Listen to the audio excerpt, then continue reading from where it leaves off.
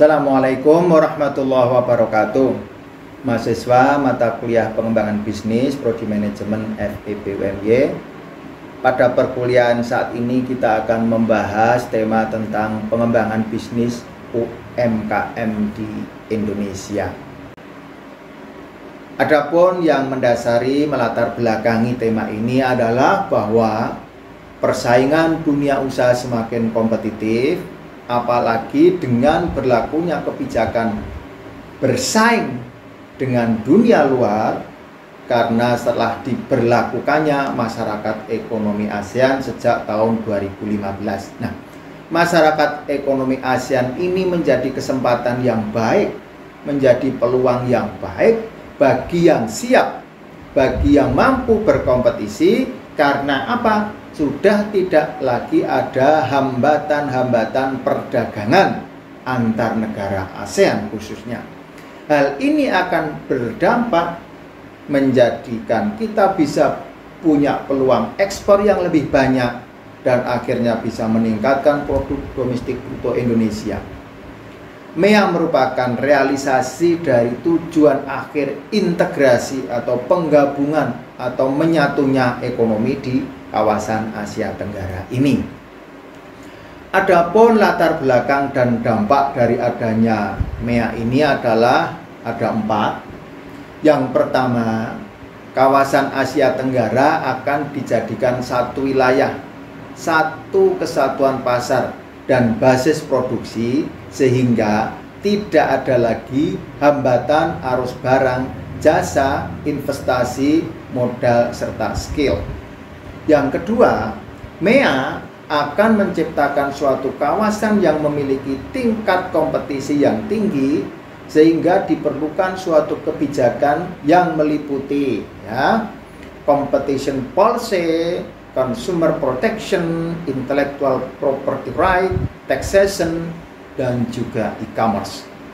MEA akan menjadi kawasan yang memiliki perkembangan ekonomi yang merata dengan menjadikan UMKM sebagai prioritasnya. Jadi yang akan diprioritaskan menyatunya ekonomi bukan lagi konglomerasi perusahaan-perusahaan besar, perusahaan-perusahaan multinasional, tetapi akan mendampingi, akan mengembangkan, akan menguatkan UMKM ini.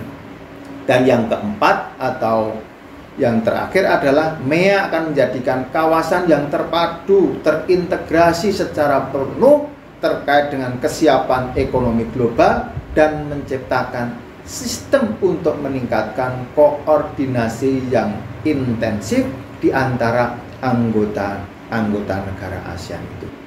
Nah, sekarang apa saja yang perlu dipertimbangkan dalam upaya untuk mengembangkan bisnis ini?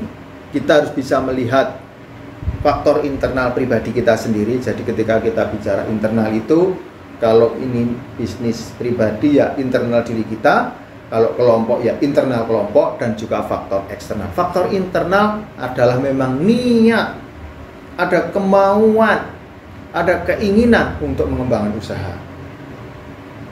Niat dan keinginan memang lebih tinggi niat. Semua orang ingin kaya, semua orang ingin sukses, tapi belum pasti niat sukses. Seperti semua orang ingin kuliah, tapi belum pasti orang niat kuliah. Nah, kalau belajar sungguh-sungguh, kalau banyak membaca referensi itu berarti kuliahnya niat. Tapi kalau sekedar ingin nilai tinggi, IP tinggi tapi tidak belajar, itu namanya hanya ingin menjadi orang pintar.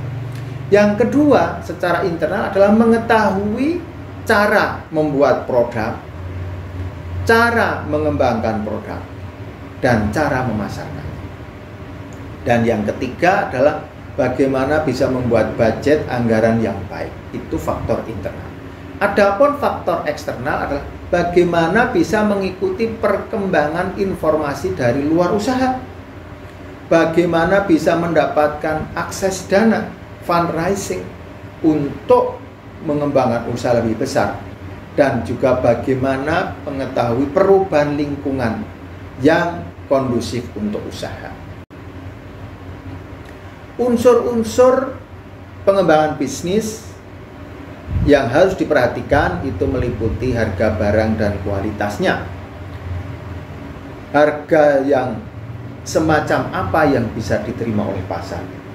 Di atas harga pesaing, sama dengan harga pesaing, mengikuti harga pesaing, itu adalah pertimbangan harga. Kemudian kualitas atau kesesuaian dengan harapan pengguna atau customer. Ketika kita bisa menyesuaikan, mengetahui harapan dari customer, itu berarti kita paham tentang kualitas produk kita. Bisa kualitas tinggi, kualitas sedang, kualitas rendah, tetapi tergantung pada niatan. Kita memang ingin melayani customer, pelanggan segmen apa. Kemudian cakupan jajaran produk. Sebuah jajaran produk yang sedikit mungkin memungkinkan untuk menggali potensi produk tersebut dengan lebih dalam, mungkin termasuk banyak alternatif untuk jenis produk yang sama. Kemudian layanan, menyertakan sebuah layanan berkualitas saat menjual sebuah produk untuk dapat membedakan bisnis Anda dengan para kompetitornya yang hanya menawarkan sedikit atau bahkan tidak menawarkan layanan tambahan.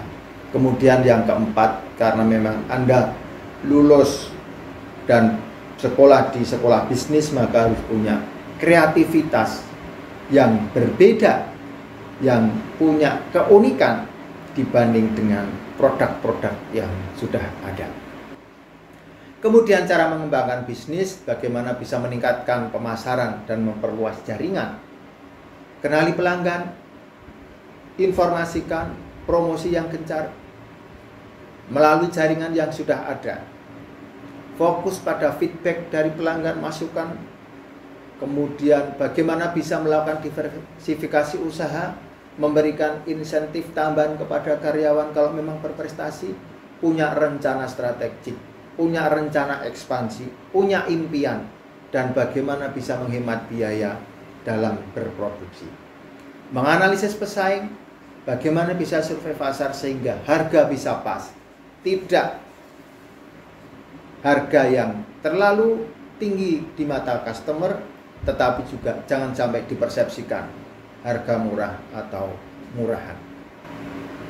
Hambatan-hambatan yang sering terjadi untuk pengembangan UMKM itu misalnya kurang modal, kesulitan memasarkan produk, persaingan yang semakin ketat, kesulitan mendapatkan bahan baku, kurangnya SDM yang mumpuni, pemanfaatan teknologi yang tidak optimal, kemampuan manajerial yang rendah, birokrasi yang berbelit-belit, infrastruktur yang kurang memadai, kurangnya mitra, pengembangan produk tidak tepat sasaran, kurangnya pemetaan pesaing, tidak menganalisis permintaan pasar, harga tidak sesuai dengan segmen yang dituju, tidak memperhatikan siklus hidup produk yang sudah ada, perbedaan pandangan dalam pengelolaan usaha, salah memperkirakan stok, dan biaya investasi awal terlampau tinggi.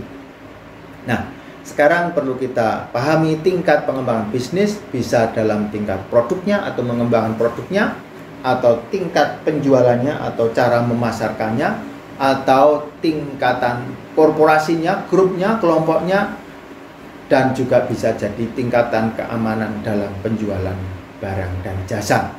Manfaat pengembangan bisnis, membantu para wirausaha untuk berorientasi ke masa depan mengembangkan bisnis, mengkoordinasikan keputusan dan menentukan gagasan dalam mengembangkan bisnis, membantu wirausaha meningkatkan akses pasar dan memperbesar pangsa pasar dalam rangka pengembangan usaha, membantu wirausahawan meningkatkan akses dan penguasaan teknologi dalam rangka pengembangan bisnis, membantu wirausaha meningkatkan akses sumber modal dan memperkuat struktur modal dalam mengembangkan usaha, membantu wirausaha meningkatkan kemampuan organisasi dan manajemen dalam mengembangkan usaha. Maka kita harus tahu 5W dan 1H ya, yang sudah kita hafal, bagaimana membantu wirausaha berorientasi ke masa depan dalam mengembangkan bisnis, mengkoordinasikan keputusan dan menentukan gagasan dalam mengembangkan bisnis, membantu wirausaha meningkatkan akses pasar dan memperbesar pangsa pasar dalam rangka pengembangan usaha, membantu wirausaha mengangkat akses dan penguasaan teknologi dalam rangka pengembangan bisnis, membantu wirausaha meningkatkan akses sumber modal usaha, dan memperkuat struktur modal dalam pengembangan usaha dan membantu wirausaha meningkatkan kemampuan organisasi dan manajemen. Demikian perkuliahan pada saat ini. Assalamualaikum warahmatullahi wabarakatuh.